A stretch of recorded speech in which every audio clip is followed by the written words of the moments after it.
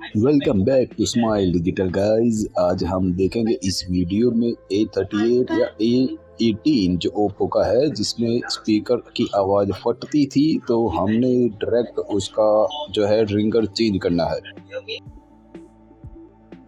उसके लिए हमको 4 तरीके होते हैं। जैसे हम सबसे कॉमन सबसे फास्ट वाला यूज़ करेंगे। ये पीछे जो है ये पेपर लगाओ, स्प्रे मारो, फटाफट उखाड़ लो।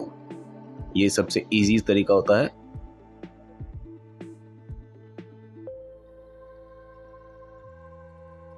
दूसरा सबसे कॉमन तरीका होता है गरम करके निकालना, जो हम नहीं करेंगे इधर, क्योंकि ये मुझे दिख ही रहा था कि पहले ऑलरेडी खुल चुका है। तो पहले ऑलरेडी जो खुला हुआ फ़ोन होता है उसको खोलना काफ़ी आसान होता है। इसी की वजह से मैंने ये तरीका अपनाया है। अगर आप पहली बार खोलेंगे तो ये तरीका ना अपनाएं। तीसरा तरीका जो ज़्यादातर यूट्यूब पे दिखता है, वेस्टर्न कंट्रीज़ के लिए यूज़ करते हैं, वो एयर टाइट ओपनर लगा के फिर उससे धीमे धीमे निकालते हैं, जो कि ज़्यादातर कांच जब होता है तब यूज़ किया जाता है। ये 3 सबसे ज़्यादा कॉमन तरीके हैं। और जब ये खुल जाए तो मैं पर्सनली प्रीफर करता हूँ कि सारी सफाई इमीडिएटली कर दी जाए, क्योंकि जब फिटिंग करने का समय आता है तब क्लीनिंग करनी पड़ती है, तो थोड़ा मज़ा नहीं आता है। जिसकी वजह से मैं प्रीफर करता हूँ कि जैसे ही फ़ोन खुला इमीडिएटली सफाई कर ली जाए, ताकि फ़िटिंग करने में आसानी रहे, फटाफट फिटिंग हो जाए, रीफिटिंग हो जाए, आई मीन टू से।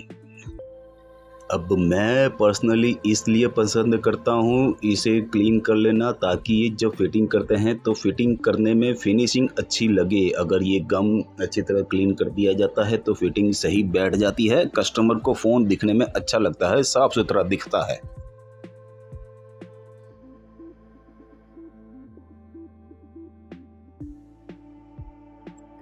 अब ये सिर्फ हमको रिंगर ही चेंज करना है, तो पूरा कंप्लीट डिसेबल नहीं करना पड़ेगा। फिर भी स्क्रू तो सारे ही अनस्क्रू करने पड़ेंगे, क्योंकि इसका डिज़ाइन ही ऐसा है, ताकि फ्रेम बाहर निकलेगा उसके बाद ही काम हो पाएगा। तो सारे स्क्रू खोल के साइड में मैं हमेशा मैग्नेट पे संभाल के रखता हूँ भाई साहब।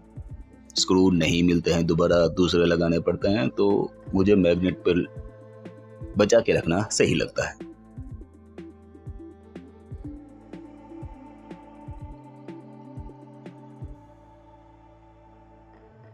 तो अब बात ये हुई, मुझे पहली नज़र में लगा था कि चलो स्पीकर डल जाता है, अपन सस्ते में काम कर देंगे, कस्टमर का स्पीकर डाल के काम बढ़िया हो जाएगा। लेकिन जो हमारे भाई साहब हैं जिससे हम स्पेयर पार्ट लेके आते हैं मोबाइल के, वो पूरे ही पुराने कारीगर हैं। सोनी वॉकमैन के टाइम के वो कारीगर हैं, बहुत पुराने, 15-20 साल से काम कर रहे हैं। तो उन्होंने बोला कि नहीं, रिंगर ही डलेगा नया। तो इसके लिए हमको वो जो है आइडिया ड्रॉप करना पड़ा स्पीकर का, और कंप्लीट रिंगर हम लेके आ गए, ला के लगा दिया और फिर से सारी स्क्रू फिटिंग करते रहे हैं। फिट कर दिया गया है रिंगर, अब टेस्ट करने का टाइम है।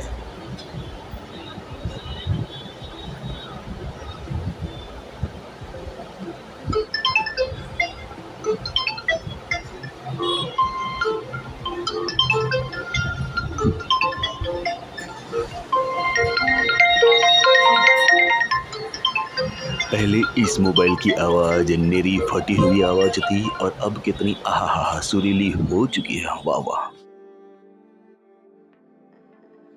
अब कस्टमर का ऑर्डर था कि इसमें टफन ग्लास भी डालना है, तो हम टफन ग्लास मतलब कंप्लीट फिट करने से पहले हम टफन ग्लास भी अप्लाई कर देंगे, क्योंकि हमको मैं टेप मारता हूँ पर्सनली, तो टेप आई प्रीफर्ड, क्योंकि उससे कस्टमर अगर कवर वगैरह डालता है तो नुकसान होने के चांसेस कम रहते हैं। क्योंकि रबड़ वगैरह लोग लगा के देते हैं, तो रबड़ में मैंने देखा है लाइन आ जाती है या और भी नुकसान होने के चांसेस रहते हैं, क्योंकि कस्टमर गलती से कई बार कवर चढ़ा देते हैं। तो इसी वजह से हम ये रीफिटिंग करने के बाद पहले टफन चढ़ाएंगे और उसके बाद टेप मारेंगे।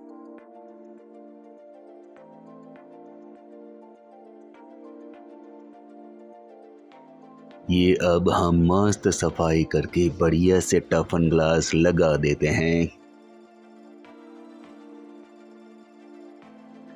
तब तक आप वीडियो को लाइक करके शेयर कर दो, कमेंट करो आपके विचार, क्या सोचते हो आप इस चैनल के बारे में, या और कोई भी विचार है मोबाइल की शॉप के बारे में और कुछ जानना चाहते हो, कहना चाहते हो गाइस, कमेंट करके बताओ ताकि हम कुछ नया और कुछ करने की कोशिश कर सकें।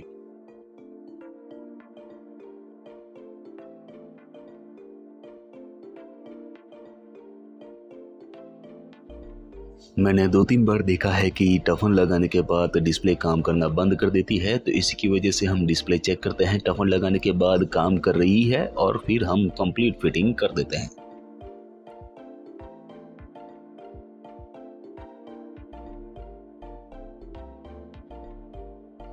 अब ये लास्ट वाला पार्ट अगर आपको कीड़ा नहीं है तो आप स्किप कर सकते हो, क्योंकि हर किसी को कीड़ा होता है, मुझे भी था कि ये जो स्पीकर वो स्पेयर पार्ट वाले ने देने से मना क्यों कर दिया। तो हमने डाला माइक्रोस्कोप में और खोलने का प्रयत्न किया कि देखते हैं अगर स्पीकर रिप्लेस हो सके, लेकिन किंतु कदाचित परंतु भाई नहीं हो सकता। ये परमानेंटली फिक्स्ड है, मशीन के द्वारा किया गया। तो इसी के लिए जो बात हमारे सीनियर बोले हैं स्पेयर पार्ट वाले भाई साहब, मेरे को लगता है कि 80-90% टाइम वो बात मान लेनी चाहिए, 100% नहीं। कारीगर खुद हो तो खुद का दिमाग लगाना